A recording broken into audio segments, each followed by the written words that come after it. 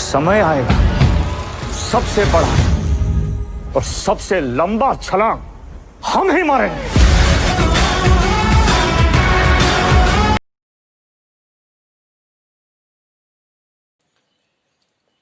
Hello प्यारे कृषि विद्यार्थियों, मैं मोहन सोडा एक बार फिर से आपका हार्दिक स्वागत एवं अभिनंदन अपने YouTube चैनल एग्री ट्यूटोरियल पर। आज अपन पढ़ने जा रहे हैं गन्ना, जो शुगर केन आज अपन देखना प्रारंभ करेंगे। लगातार क्रॉप्स अपनी चल रही हैं, जिसमें पहले मैंने बहुत सारी क्रॉप्स करवा रखी हैं। आज अपन स्टार्ट करने जा रहे हैं शुगर केन को, मींस गन्ने को अपन देखना प्रारंभ करेंगे। ठीक है ना।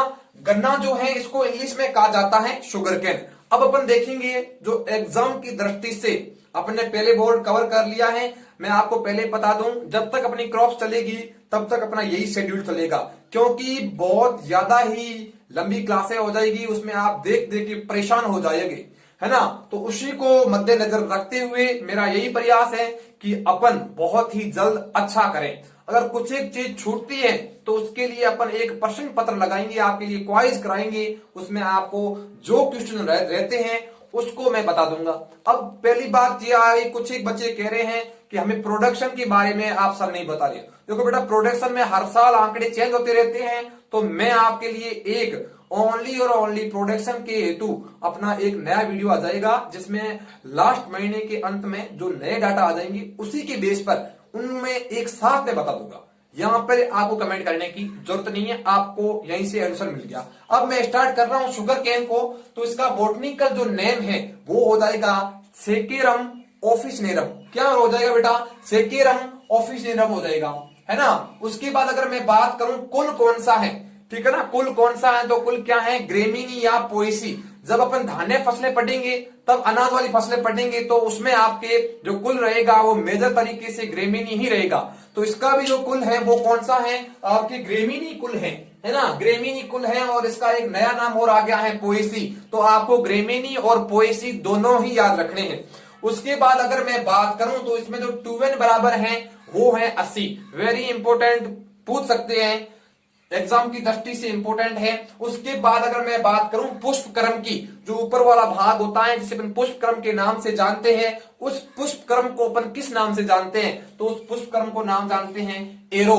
ये एग्जाम में क्वेश्चन पूछा गया है कि गन्ने के पुष्प क्रम को किस नाम से जाना जाता है, तो आपका आंसर होना चाहिए एरो। और इसे अपन और किस नाम से जानते हैं? Open panicle. ओके। उसके बाद इसकी ओरिजिन की बात करूं, जो गन्ना है इसका उत्पत्ति स्थल कौन सा है? तो जो इसका उत्पत्ति स्थल है वो है न्यू गिनिया। बिल्कुल मैंने यहां पे बता रखा है, आप देख सकते हो। इसका उत्पत्ति स्थल क्या हो जाएगा? New Guinea. ओके। ये जो सामान्य वर्गीकरण था ये आपको समझ में आ गया, इजीली समझ में आ गया। उसके बाद मैं चलता हूं इसका आर्थिक महत्व। जब अपन क्रॉप्स स्टार्ट करते हैं तो हर एक में अपना यही शेड्यूल रहता है, पहले नॉर्मल वर्गीकरण होगा, उसके बाद आर्थिक महत्व होगा। तो आदव आर्थिक महत्व में अपन क्या पढ़ेंगे जो एग्जाम में आने की दृष्टि से महत्वपूर्ण है? तो एग्जाम की दृष्टि से आने के लिए महत्वपूर्ण अपना पहला पॉइंट ये रहेगा कि जो गन्ना है ये एक संस्कृत भाषा का शब्द है, जो आपके सेकेरम से लिया गया है। और सेकेरम का सामान्य अर्थ होता है शर्करा, यानी कि जो गन्ना है ये संस्कृत भाषा के सेकेरम शब्द से लिया गया है, और सेकेरम शब्द का अर्थ होता है शर्करा। तो पहली लाइन में आपको क्लियर करा दूं कि गन्ना संस्कृत भाषा के प्रमुख शब्द सेकेरम से लिया गया है, जिसका अर्थ होता है शर्करा। Is it clear? कहानी समझ में आई? उसके बाद अपना नेक्स्ट जो पॉइंट है ये बता रहा है कि जो गन्ना आप कह सकते हो या शर्करा उद्योग कह सकते हो, ये कपड़ा उद्योग के बाद दूसरा सबसे बड़ा भारत का उद्योग है। मतलब जब मैंने कपास पढ़ाया था तब मैंने आपको बताया था कि कपड़ा उद्योग भारत का सबसे बड़ा उद्योग है। तो सबसे टॉप पे कौन है? कपड़ा उद्योग। और नंबर सेकंड की बात करूं तो आपके शर्करा उद्योग कह सकते हो, या फिर अपन इसको कह सकते हैं गन्ना उद्योग भी कह सकते हैं। उसके बाद अगर मैं बात करूं कि जो गन्ना है इसका सर्वाधिक उत्पादन अपने पूरे विश्व में ब्राजील में होता है।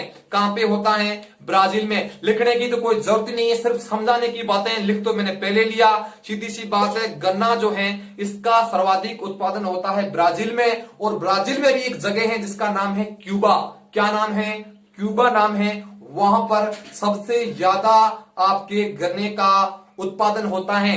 इसीलिए गन्ने जो क्यूबा है उसको शर्करा का कटोरा कहा जाता है। क्या कहा जाता है? शर्करा का कटोरा। अगर आपसे पूछे कि शर्करा का कटोरा किसे कहते हैं तो क्यूबा को क्वेश्चन आया हुआ है, फिर से पूछ सकते हैं। उसके बाद अगर मैं चलूं, उसके बाद एक शब्द है गैसोहोल। आप देख सकते हो अपने व्हाइट बोर्ड पर गैसोहोल, ठीक है ना। जो गैसोहोल है ना, ये गैसोहोल क्या चीज है आज आपके लिए जानना एक नई चीज मिलेगी। गैसोहोल तो ये क्या है? ब्राजील के अंतर्गत बनाया जाने वाला एक उत्पाद है जिसमें क्या करते हैं 80% आप देख सकते हो 80% आपके पेट्रोल की मात्रा होती है और 20% गन्ने के रस की मात्रा होती है। ब्राजील में सबसे ज्यादा गन्ना होता है, इसीलिए वो क्या कर रहे हैं, गन्ने को आपके एक उत्पाद बना रहे हैं जिसका नाम है गैसोहोल। तो 80% पेट्रोल होता है और उसमें 20% आपके क्या बना देते हैं, गन्ने का रस मिला लेते हैं और उसको अपन किस रूप में काम लेते हैं, बायोफ्यूल या जैविक ईंधन के रूप में, जैव ईंधन के रूप में अपन क्या करते हैं, काम में लेते हैं। गैसोहोल की कहानी समझ में आ गई। उसके बाद आप आ जाओ नोबल कैन। देखो कुछ एक गन्नों के प्रकार दिए हुए व्हाइट बोर्ड के ऊपर। अब जब मैं बुआई के आधार पर गन्नों के प्रकार बताऊंगा तो अधसाली, इकसाली वो अलग हैं, लेकिन यहाँ पे ये चीज है, ये अलग चीज है। ओके, तो देखो यहाँ पे जो नोबल कैन है इसको अपन सामान्यतया जो अपना ऊपर वाला अपन गन्ना जो वर्गीकरण पढ़े हैं उसी के नाम से जानते हैं। इसका जो निर्माण है वो किया था टीएस विकटरमन ने। किसने किया था? टीएस विकटरमन ने किया था। इसीलिए इनको बोलते हैं गन्ने का जादूगर। मतलब इन्होंने क्या किया, एक शानदार गन्ना बनाया। क्या किया? संकर कराया। किन किन दो गन्नों के मध्य? एक तो कराया सेकेरम बारबेरी और एक कराया सेकेरम स्पॉन्टेनियम। आप देख सकते हो इन्होंने क्या किया, संकर कराया। संकर कराया किन के मध्य? सेकेरम बारबेरी और सेकेरम स्पॉन्टेनियम के मध्य क्रॉस कराया और एक नया गन्ना बन के आया जिसको अपन कहते हैं नोबल कैन। कहानी यहां तक समझ में आ गई। उसके बाद अगर मैं बात करूं सेकेरम बारबेरी, सेकेरम बारबेरी क्या है? ये एक गन्ने की प्रजाति है जो भारतीय गन्ने के नाम से भी जानी जाती है और इसका सेकेरम बारबेरी इसलिए नाम दिया गया क्योंकि इसका जो एक वैज्ञानिक प्रसिद्ध हुई जिनका नाम था सीए बारबेरी, ठीक है ना, बार नाम था, इसी के आधार पर इसका नाम दिया गया बारबेरी। कहानी यहां तक समझ में आ गई, ठीक है ना। उसके बाद सेकेरम साइनेंसिस एक गन्ने का नाम है। सेकेरम साइनेंसिस ये एक चीन का गन्ना है ना। चीनी गन्ने को क्या कहते हैं? Saccharum sinensis. उसके बाद आप देख सकते हो सेकेरम स्पॉन्टेनियम यहाँ पे प्रयुक्त हुआ है। ये गन्ने की एक जंगली प्रजाति है जिसको अपन किस नाम से जानते हैं? टाइगर घास के नाम से जानते हैं। यहाँ पे मैंने सब कुछ बता रखा है, वापिस बताने की जरूरत नहीं है। उसके बाद आप आ जाओ सिंचाई। ओके, अब अपन देखेंगे इसकी जो सिंचाई है, इसकी सिंचाई जो के लिए अपन को आवश्यक जलमांग कितनी चाहिए तो याद कर लेना। यहां से क्वेश्चन पुटअप होने की संभावना रहती है कि जो गन्ना है इसकी जो जलमांग है वो 1500 से लेके 2500 mm है, ठीक है ना। तो ये सर्वाधिक जलमांग है गन्ने की। सिंचाई में भी अपन ने पढ़ा है, यहाँ पे भी देख लो। उसके बाद अगर मैं बात करूं कि जो इसकी सिंचाई के लिए उपयुक्त विधि कौन सी है तो आपका आंसर सीधा एवं सिंपल चला जाएगा, मेड़ या नाली विधि। मैंने बता रखा है मेड़ या नाली विधि। उसके बाद आ जाता है क्रांतिक अवस्थाएं, मतलब क्रिटिकल स्टेज। गन्ने को कौन कौन सी स्टेज पर पानी देना चाहिए, यानी कि क्रांतिक अवस्था अपन उसे बोलते हैं कि पानी की कमी के प्रति वह संवेदनशील अवस्था जिस दौरान पानी की कमी हो जाए तो उत्पादन पर भारी प्रभाव पड़ता है, तो उसी को अपन कहते हैं क्रिटिकल स्टेज। मतलब इस अवस्था पर पानी देना बहुत ही जरूरी है। तो सबसे पहले अंकुरण होगा, अंकुरण के बाद कल्ले फूटेंगे, उसके बाद वृद्धि एवं विकास होगा और उसी के बाद परिपक्वन अवस्था आएगी। तो अंकुरण के लिए जो टाइम है वो कितना है, 0 दिन से लेके 60 दिन के मध्य अंकुरण होता रहता है। मतलब गन्ने को उगाने के बाद 2 महीने तक अंकुरण होता रहता है। उसके बाद जो कल्ले फूटते हैं ये कब होंगे, आपके 60 से लेके 130 दिन के मध्य।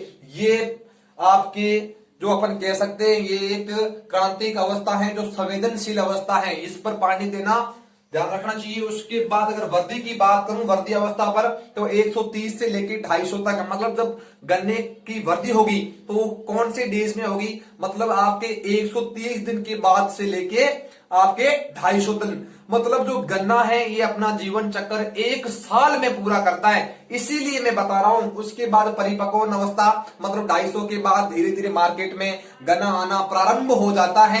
तो आपको थोड़ा सा इंपॉर्टेंट मान लेना है, इसमें कल्ले फूटते समय ये पानी के प्रति अत्यधिक संवेदनशील अवस्था है। उसके बाद आप आ जाओ जलवायु के ऊपर। जो गन्ना है ये एक C4 प्लांट है। कौन सा प्लांट है? C4 प्लांट है। इसमें वृद्धि एवं विकास के लिए गर्म एवं उष्ण जलवायु की आवश्यकता होती है। एवं शर्करा के लिए कौन सी जलवायु चाहिए? ठंडी एवं नम जलवायु चाहिए। आप देख सकते हो अंकुरण एवं वृद्धि के लिए गर्म एवं उष्ण, और शर्करा के लिए ठंडी एवं नम। कुछ एक बच्चों को दिक्कत हो जाती है कि शर्करा के समय कौन सी जलवायु थी, या फिर आप कह सकते हो कि अंकुरण एवं वृद्धि के लिए कौन सी अवस्थाएं थी। तो इसके लिए छोटी सी ट्रिक है, वो आपको थोड़ी सी ध्यान रखनी है। ट्रिक क्या है? ट्रिक क्या बोल रही है कि सीधी सी बात है, जो शर्करा है वो एकदम ठंडी होती है, तो उसके लिए ठंडी एवं नम जलवायु। उपयुक्त टेम्परेचर कितना चाहिए, मतलब तापमान कितना चाहिए, तो दोनों में सेम कंडीशन है, 25 से लेके 30 डिग्री सेल्सियस, मतलब वृद्धि एवं विकास के लिए 25 से लेके 30 डिग्री सेल्सियस। और आप कह सकते हैं आपके जो शर्करा के निर्माण के लिए जो टेम्परेचर चाहिए वो भी 25 से लेके 30 डिग्री। उसके बाद जो कल्ले फूटते हैं वो फूटते हैं 30 से लेके 35 डिग्री के मध्य, मतलब प्लस आपको क्या कर लेना है, 5 कर लेना है इन टेम्परेचर में से। उसके बाद आप आ जाओ जो इंस्टीट्यूट है गन्ने से रिलेटेड जो क्वेश्चन में पूछे जाते हैं। सबसे पहला है भारतीय गन्ना अनुसंधान संस्थान। ये कहां पे है? लखनऊ यूपी के अंतर्गत। भारतीय गन्ना अनुसंधान संस्थान कहां पे है? लखनऊ में। उसके बाद गन्ना प्रजनन अनुसंधान संस्थान शुगर कैन ब्रीडिंग इंस्टीट्यूट कहां पे है? कोयम्बटूर तमिलनाडु। उसके बाद अगर मैं बात करूं गन्ना शर्करा अनुसंधान संस्थान, ये भी यूपी में है, पर जगह लखनऊ की जगह चेंज हो जाएगी। कौन सी जगह हो जाएगी? कानपुर, याद रहेगी। उसके बाद अखिल भारतीय गन्ना समन्वित कार्यक्रम कहां पे चला? लखनऊ यूपी के अंतर्गत। कहानी समझ में आ गई। अब जो है मैं 2 मिनट में वापिस गन्ने को रिवाइज करा लेता हूं। सबसे पहले नॉर्मल वर्गीकरण, वनस्पतिक नाम क्या है? Saccharum officinarum. उसके बाद बोटनिकल नेम हो गया। उसके बाद अगर मैं बात करूं 2n बराबर कितने हैं? 80 है। ओरिजिन कौन सा है? न्यू गुनिया। पुष्पक्रम की बात करूं तो आपके एरो। यहां तक कहानी समझ में आ गई। उसके बाद अगर आगे चलूं आर्थिक महत्व, ये संस्कृत भाषा का शब्द है जो सेकेरम से लिया गया है, और सेकेरम का मीनिंग होता है आपके शर्करा। उसके बाद अगर मैं बात करूं कपड़ा उद्योग के बाद दूसरा सबसे बड़ा उद्योग कौन सा है? गन्ना उद्योग, या फिर शर्करा उद्योग अपन कह सकते हैं। उसके बाद अगर मैं बात करूं जो सर्वाधिक गन्ना अपने विश्व में कहां पे होता है? ब्राजील के अंतर्गत होता है, और ब्राजील में भी कहां पर? क्यूबा में होता है, इसीलिए क्यूबा को शर्करा का कटोरा कहा जाता है। उसके बाद अगर मैं बात करूं गन्ना मुख्यतः 3 प्रकार का अपन पढ़ते हैं नॉर्मल वर्गीकरण में। सबसे पहले नोबल कैन, जिसे अपन सामान्य गन्ना कहते हैं, इसका निर्माण टी.एस. विकटरमन ने किया था, इसलिए इनको बोलते हैं गन्ने का जादूगर। ये एक संकर वैरायटी है जो किसके द्वारा तैयार की गई थी? टी.एस. विकटरमन के द्वारा। कौन कौन सी 2 वैरायटियां ली गई थी? एक तो आपके सेकेरम बारबेरी और एक लिया गया था सेकेरियम स्पोंटेनियम। तो स्पोंटेनियम वैरायटी है, ये जंगली प्रजाति है जो इसको अपन टाइगर घास के भी नाम से जानते हैं। और आपके अपन कह सकते हैं बारबेरी, ये क्या है? आपके एक भारतीय गन्ना है, ठीक है ना। उसके बाद सेकेरम साइनेंसिस, ये चीनी गन्ना है। उसके बाद आ जाओ क्रांतिक अवस्थाएं, कल्ले फूटना, याद कर लेना। उसके बाद इधर जलवायु और इधर है इंस्टीट्यूट भारतीय गन्ना अनुसंधान संस्थान लखनऊ, और एक याद कर लेना है गन्ना प्रजनन अनुसंधान संस्थान आपके हैं कोयम्बटूर तमिलनाडु में। इधर आ जाओ, इधर क्या है? जलवायु कैसी चाहिए?